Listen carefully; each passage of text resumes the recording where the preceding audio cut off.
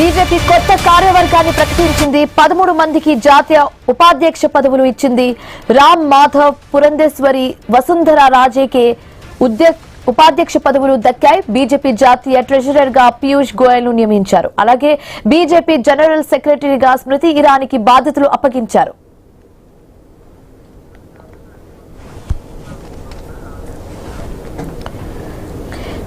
Breaking news అని చెప్పొచ్చు. BJP కొత్త కార్యవర్గాన్ని ప్రకటించింది. 13 మందికి జాతీయ ఉపాధ్యక్ష పదవులు ఇచ్చింది. వాళ్ళెవరో ఒకసారి ట్రాక్ చేద్దాం. రామ్ మాధవ్, పురంధేశ్వరి, వసుంధర రాజేకు ఉపాధ్యక్ష పదవులు దక్కాయి. అలాగే బీజేపీ జాతీయ ట్రెజరర్ గా పీయూష్ గోయల్ ను నియమించారు. బీజేపీ జనరల్ సెక్రటరీగా స్మృతి ఇరానీకి బాధ్యతలు అప్పగించారు. సో చాలా రోజుల నుంచి అసలు కొత్త మెంబర్స్ ఎవరై ఉండొచ్చు అన్న క్యూరియాసిటీ అయితే అందరిలో ఉంది. సో నితిన్ నబీన్ ఎవరిని చూస్ చేస్తారు? ఎన్డీఏ ప్రభుత్వం కానివచ్చు, బీజేపీ పార్టీ కానివచ్చు, ఎవరిని కొత్త వర్గంలో తీసుకునే ఛాన్స్ ఉందన్న టాపిక్ కూడా మనం దానికి సంబంధించి చర్చించాము. సో ఫైనల్ గా అయితే ఈ రోజు లిస్ట్ ని రిలీజ్ చేయడం జరిగింది. వాళ్ళ పేర్లను కూడా ప్రకటించారు. బీజేపీ కొత్త కార్యవర్గాన్ని ప్రకటించింది. 13 మందికి జాతీయ ఉపాధ్యక్ష పదవులు ఇచ్చింది. సో వాళ్ళలో రామ్ మాధవ్, పురంధేశ్వరి, వసుంధర రాజేకు ఉపాధ్యక్ష పదవులు దక్కాయి. దానికి సంబంధించిన నోటీస్ ని కూడా మనం చూస్తున్నాము స్క్రీన్ మీద. బీజేపీ జాతీయ ట్రెజరర్ గా పీయూష్ గోయల్ ను నియమించారు. And at the same time BJP general సెక్రటరీగా స్మృతి ఇరానీకి బాధ్యతలు అప్పగించారు.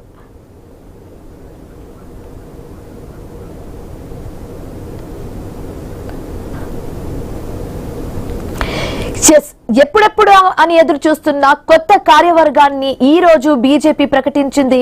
13 మందికి జాతీయ ఉపాధ్యక్ష పదవులు ఇచ్చింది. వాళ్ళలో రామ్ మాధవ్, పురంధేశ్వరి, వసుంధర రాజేకు ఉపాధ్యక్ష పదవులు దక్కాయి. దానికి సంబంధించిన నోటీస్ మనం చూస్తున్నాం ఐను స్క్రీన్ మీద. And at the same time BJP జాతీయ ట్రెజరర్ గా పీయూష్ గోయల్ ను నియమించారు. And the most important thing, general సెక్రటరీగా ఎవరుంటారన్న ఉత్కంఠకు కూడా తెరదింపిందని చెప్పొచ్చు. బీజేపీ జనరల్ సెక్రటరీగా స్మృతి ఇరానీకి బాధ్యతలు అప్పగించారు బీజేపీ పార్టీ. దానికి సంబంధించిన నోటీస్ ను మనం చూస్తున్నాము. భారతీయ జనతా పార్టీ నోటీస్ ని క్లియర్ గా మెన్షన్ చేయడం జరిగింది. స్మృతి ఇరానీకి కూడా మనం చూస్తున్నాము ఒక స్థానం దొరికింది. సో ఫైనల్లీ ఈ రోజు అయితే ఈ లిస్ట్ రిలీజ్ అయింది. బీజేపీ కొత్త కార్యవర్గాన్ని ప్రకటించింది. 13 మందికి జాతీయ ఉపాధ్యక్ష పదవులు ఇచ్చింది. వారిలో రామ్ మాధవ్, పురంధేశ్వరి, వసుంధర రాజేకు ఉపాధ్యక్ష పదవులు దక్కాయి. అండ్ బీజేపీ జాతీయ ట్రెజరర్ గా పీయూష్ గోయల్ ను కూడా నియమించారు. And the most important thing, BJP general సెక్రటరీగా స్మృతి ఇరానీకి బాధ్యతలు అప్పగించారు బీజేపీ పార్టీ. ఇక ఇదే అంశానికి సంబంధించి మరింత తాజా సమాచారం మా కరెస్పాండెంట్ రాము అందిస్తారు. రాము, మనం చూసాం ఎప్పుడెప్పుడు ఈ కొత్త కార్యవర్గాన్ని ప్రకటిస్తారా అన్న క్యూరియాసిటీకి ఈ రోజు ఫైనల్ ఎన్ కార్డ్ పడిందని చెప్పొచ్చు. మనం చూస్తున్న మొత్తం మీద అయితే 13 మెంబర్స్ ని సెలెక్ట్ చేశారు. ఆ 13 మెంబర్స్ లో పురంధేశ్వరి కూడా ఉండడం మనం చూస్తున్నాము. స్మృతి ఇరానీ కూడా ఉన్నారు. సో దీన్ని ఎలా చూడొచ్చు అంటారు ఈ అంశాన్ని?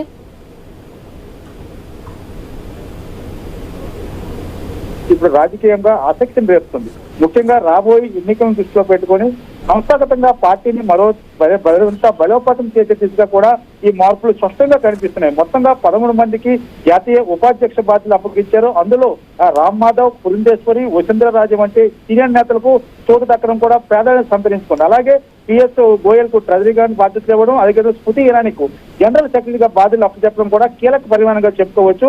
ఈ తెలంగాణలో కూడా బీజేపీ గత కొన్నేళ్లుగా తన రాజకీయ బలాన్ని గణనీయంగా పెంచుకుంది. అయితే 2024 లోక్సభ ఎన్నికల్లో రాష్ట్రంలో బీజేపీ 8 స్థానాలను కూడా గెలుచుకుంది. దీంతో తెలంగాణలో బీజేపీ హైకమాండ్ ఒక కీలక రాజకీయ శక్తిగా మారుతుంది అని భావించారు. ప్రస్తుతం బీజేపీకి ఎన్ రామచంద్రన్ రాష్ట్ర అధ్యక్షులు ఉన్నారు. పార్టీ రాష్ట్ర స్థాయి సంస్థాగత నిర్మాణాన్ని బలోపేతం చేయడంలో కూడా దృష్టి పెడుతుంది. అయితే ఇప్పుడు ప్రకటించిన జాతీయ టీంలో తెలంగాణకు చెందిన నాయకుడికి జాతీయ ఉపాధ్యక్షుడు లేదా జనరల్ సెక్రటరీ వంటి ప్రధాన పదవి దక్కిందే అన్న దానిపై కొంత ఇది నెలకొంది. ఎందుకంటే ముందు నుంచి కూడా తెలంగాణకు కొంత బలంగా పుంజుకుంటుంది బీజేపీ అనే నేపథ్యంలో ఇప్పుడు తెలంగాణకు కూడా బీజేపీ మొండితే చూపించింది అనుకోవచ్చు. అయితే ఈ నేపథ్యంలో చూసుకుంటే తెలంగాణలో బీజేపీకి ఇప్పటికే కేంద్ర స్థాయి ప్రాధాన్యత ఉందని పలువురు నేతలు కేంద్ర మంత్రులుగా కూడా బాధ్యతలు నిర్వహిస్తున్నారు. ముఖ్యంగా కిషన్ రెడ్డి కావచ్చు, బండి సంజయ్ కావచ్చు, డికే అరుణ, ధర్మపురి అరవింద్, ఈటల రాజేంద్ర వంటి నేతలు కూడా ఉన్నారు. అయితే ఈ నేపథ్యంలో కేంద్ర మంత్రివర్గంలో స్థానం కల్పించాం కాబట్టి ఇప్పుడున్న 13 మంది జాబితాలో ఇప్పుడు తెలంగాణకు సంబంధించిన వారికి ఎవరికి ఇవ్వలేదని కూడా అధిష్టానం చెప్తున్న పరిస్థితి కనిపిస్తుంది. ఏదైనప్పుడు కూడా రానున్న ఉత్తరప్రదేశ్ ఎన్నికలు కావచ్చు, ఇతర రాష్ట్రాల్లో జరుగు ఎన్నికల నేపథ్యంలో మోడీ నాయకత్వంలో ముఖ్యంగా ప్రధానంగా ఈ యొక్క 13 మందితో జాతీయ టీం అయితే అనౌన్స్మెంట్ చేయడం జరిగింది. అంతేకాకుండా బీజేపీకి సంబంధించిన జాతీయ ఉపాధ్యక్ష పదవి పురంధేశ్వరి రావడం ఆంధ్రప్రదేశ్ పరంగా కూడా కీలక పరిణామంగా చెప్పుకోవచ్చు. ప్రస్తుతం ఆమె ఏపీ బీజేపీ రాష్ట్ర అధ్యక్షురాలుగా కొన్నాళ్ళు కొనసాగారు. తర్వాత ఇప్పుడు ఇలాంటి ఉపాధ్యక్ష పదవి రావడం కూడా ఆమె సీనియారిటీకి ఒక గౌరవం దక్కిందని అనుకోవచ్చు. మొత్తంగా చూస్తే ఒకవైపు సీనియర్ నేతలు కీలక బాధ్యతలు అప్పగిస్తూ పార్టీ అనుభవాన్ని కొనసాగిస్తూనే మరోవైపు కొత్త నాయకత్వాన్ని ముందుకు తీసుకొచ్చేందుకు ప్రయత్నం చేస్తుంది బీజేపీ. ముఖ్యంగా 2029 సార్వత్రిక ఎన్నికలకు ముందు పార్టీ సంస్థాగత వ్యవస్థను మరింత పటిష్టం చేయడమే ఈ మార్పుల ప్రధాన లక్ష్యంగా చెప్పుకోవచ్చు. బ్రాహ్మణి శివని రైట్ రాము, అయితే మనం మరీ ముఖ్యంగా మహిళల గురించి మాట్లాడుకోవాలి. మనం చూసాము మహిళలకు సంబంధించి బిల్ కి సంబంధించి బీజేపీ పార్టీ ఏ విధంగా పోరాటం చేసిందో, బట్ అన్ఫార్చునేట్లీ అది పాస్ కాకపోవడం, వీగిపోవడం కూడా మనం చూసాము. సో అప్పుడే మనం చూసాం దానికి సంబంధించిన న్యూస్ కూడా తెగ వైరల్ అయ్యాయి. ఈసారి అది కేబినెట్ కావచ్చు, కార్యవర్గం కావచ్చు, అక్కడ మహిళలకు ఎక్కువగా ఇంపార్టెన్స్ ఇచ్చే అవకాశం ఉందన్నట్టు ఒక వార్త కూడా బయటకు వచ్చింది. సో మనం ఇప్పుడు లిస్ట్ చూస్తుంటే నిజంగానే మహిళలకి ఎక్కువగానే ఛాన్స్ ఇచ్చారేమో అన్న అంశం కూడా అవుతుంది. దీని ఎలా చూడొచ్చుంటారు? ముందు నుంచి కూడా ఏదైతే ప్రతిపక్ష కాంగ్రెస్ పార్టీ బీజేపీని విమర్శిస్తుంది. ఎందుకంటే కేంద్ర మంత్రివర్గంలో కావచ్చు, అదేవిధంగా ఆ పార్టీలో కాదు మహిళలకు ప్రాధాన్యత ఇవ్వని బీజేపీ మహిళలకు ఏం చూస్తుందని ఒక విమర్శ అయితే వచ్చింది. ఈ నేపథ్యంలో గత జరిగిన వర్షాకాల సమావేశాల్లో మహిళా బిల్లును ఆమోదం చేయాలని సూచించిన కొన్ని అనివార్య కారణం వల్ల ఆ బిల్లు పూర్తిగా ముందుకు రాని పరిస్థితి. అది ఈ నేపథ్యంలో ముందు పార్టీలో మార్పులు తీసుకొచ్చి తర్వాత బిల్లును ప్రవేశపెట్టాలని బీజేపీ కూడా యోచిస్తున్నట్టయితే స్పష్టంగా కనిపిస్తుంది. దీనికి అనుగుణంగానే ఇప్పుడు ఏదైతే 13 మంది జాబితాకు సంబంధించి మహిళలకు కూడా ప్రాధాన్యత ఇవ్వడం జరిగింది. అయితే ఈ ప్రతిపక్షాల విమర్శలను ఒక విధంగా అడ్డుకట్టి వేయడం అనుకోవచ్చు. అయితే బీజేపీ కూడా గతంలో చూసుకుంటే పెద్దగా మహిళలకు ప్రాధాన్యత ఇచ్చిన పరిస్థితి లేదు. ఇప్పుడు ఏదైతే బీజేపీ కార్యవర్గం సంబంధించి జాతీయ కార్యవర్గంలో మహిళలకు ప్రాధాన్యత ఇవ్వడం కూడా ఈ మహిళా బిల్లును ఆమోదం చేసుకునేందుకు ఒక చర్యగా మనం చూడొచ్చు. శివాని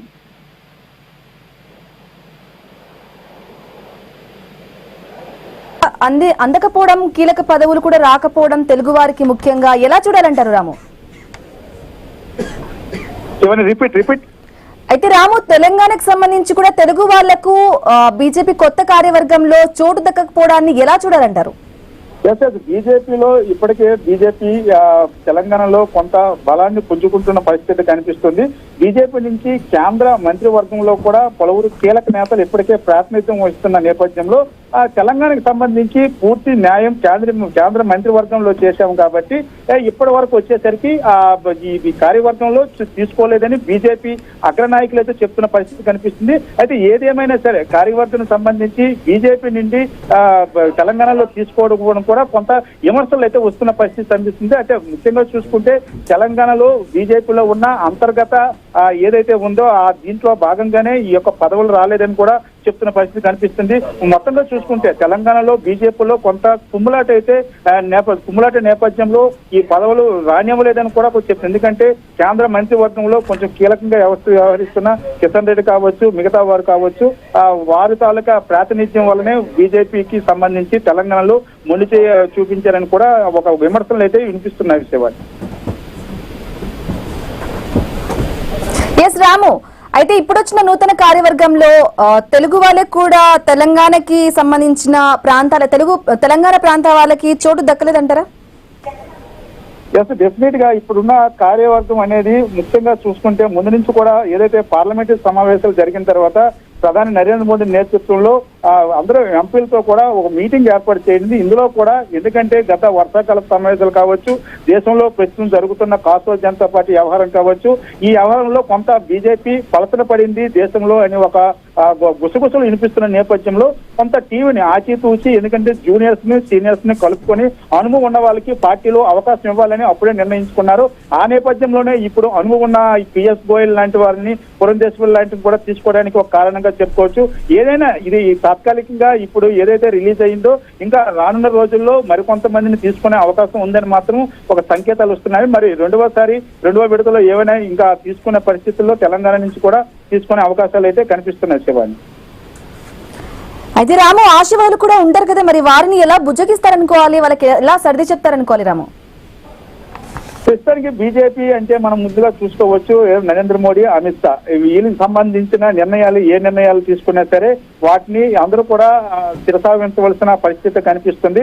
కొంతమందిలో అసమ్మతి ఉండడం వాస్తవమే, వారికి సంబంధించి కూడా తగు ప్రాధాన్యతలు ఇస్తామని చెప్తున్న పరిస్థితి కనిపిస్తుంది. అంతేకాకుండా కేంద్ర మంత్రివర్గాల పునర్వ్యవస్థీకరణ కూడా రానున్న రోజుల్లో ఉంది అనే సంకేతాలు వస్తున్నవి. ఈ నేపథ్యంలో కొంతమంది సీనియర్లకి కేంద్ర మంత్రివర్గంలోనికి తీసుకునే అవకాశాలు కూడా కనిపిస్తున్నవి.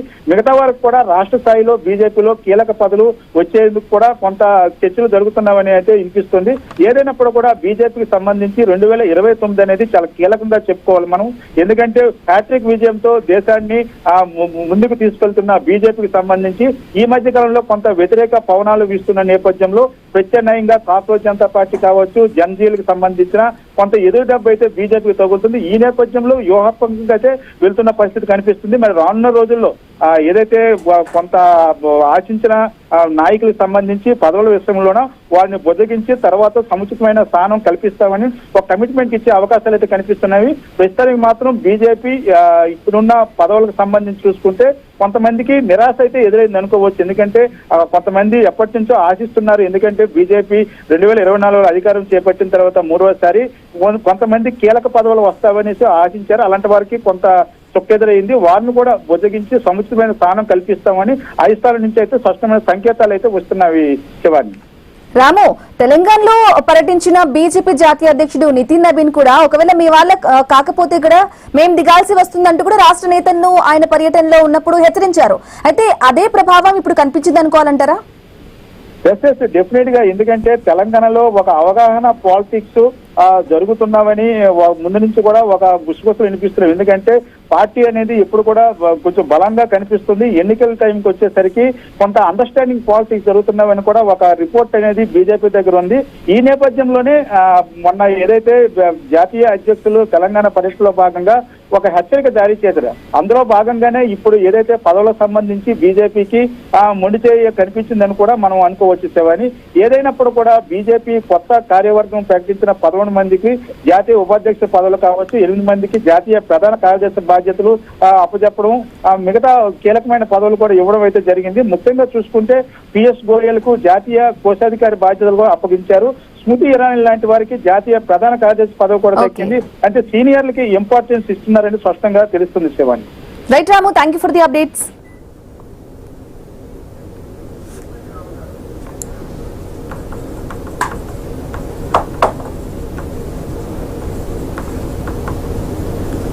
గట్టిగా బీజేపీ కొత్త కార్యవర్గాన్ని అయితే ప్రకటించింది. 13 మందికి జాతీయ ఉపాధ్యక్ష పదవులు ఇచ్చింది.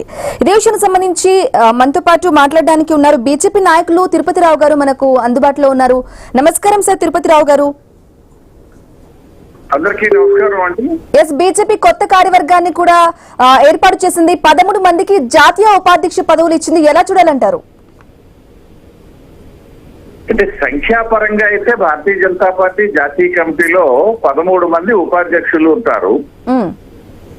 అది మా తాలూకా పార్టీ రాజ్యాంగంలో ఉన్నటువంటిది. అయితే ప్రతి జాతీయ స్థాయిలో జాతీయ అధ్యక్షుడు నియామకం అయినటువంటి ప్రతి సందర్భంలో కూడా కొత్త కమిటీని ఏర్పాటు చేసుకోవడం మా తాలూకా సాంప్రదాయం. అది జాతీయ స్థాయిలో అయినా, రాష్ట్ర స్థాయిలో అయినా సరే, జిల్లా స్థాయిలో అయినా ఎక్కడైనా అదే కొనసాగుతుంది. ఈవెన్ దో మండల స్థాయిలో కూడా కొత్త అధ్యక్షుడి నియామకం తర్వాత కొత్త కార్యవర్గం నియామకం అవుతుంది. ఆ స్థాయిలు బట్టి సంఖ్యాపరమైనటువంటి పరిమితులు ఉంటాయి. సో 13 మంది జాతీయ ఉపాధ్యక్షులుగా నియమితులయ్యారు. అందులో మా ఆంధ్రప్రదేశ్ రాష్ట్రం నుండి మొన్నటి వరకు మాకు రాష్ట్ర అధ్యక్షురాలుగా ఉండి ప్రస్తుతం రాజమండ్రి పార్లమెంట్ సభ్యులుగా ఉన్నటువంటి శ్రీమతి పురంధేశ్వరి గారికి గతంలో వారు జాతీయ ప్రధాన కార్యదర్శిగా చేసినటువంటి అనుభవం ఉంది. ఇప్పుడు ప్రమోషన్ మీద జాతీయ ఉపాధ్యక్షురాలుగా నియమించడం జరిగింది. ఇదొక ఆంధ్రప్రదేశ్ రాష్ట్రానికి సంబంధించి, భారతీయ జనతా పార్టీకి సంబంధించి ఇది ఒక శుభ పరిణామం అని చెప్పేసి మేమైతే భావిస్తున్నామండి. అయితే తిరుపతిరావు గారు, అయితే ఇటీవలలోనే తెలంగాణలో పర్యటించిన బీజేపీ జాతీయ అధ్యక్షుడు నితిన్ నబీన్ మీ వల్ల కాకపోతే గనక మేం దిగాల్సి వస్తుందంటూ కూడా రాష్ట్ర నేతలను ఆయన హెచ్చరించారు. ఈ నేపథ్యంలోనే ఆ ప్రభావం ఇప్పుడు కనిపించింది. అందుకోసమే తెలంగాణ బీజేపీ నేతలకు కూడా చోటు దక్కలేదు అనే వాదన వినిపిస్తోంది. ఏమంటారు?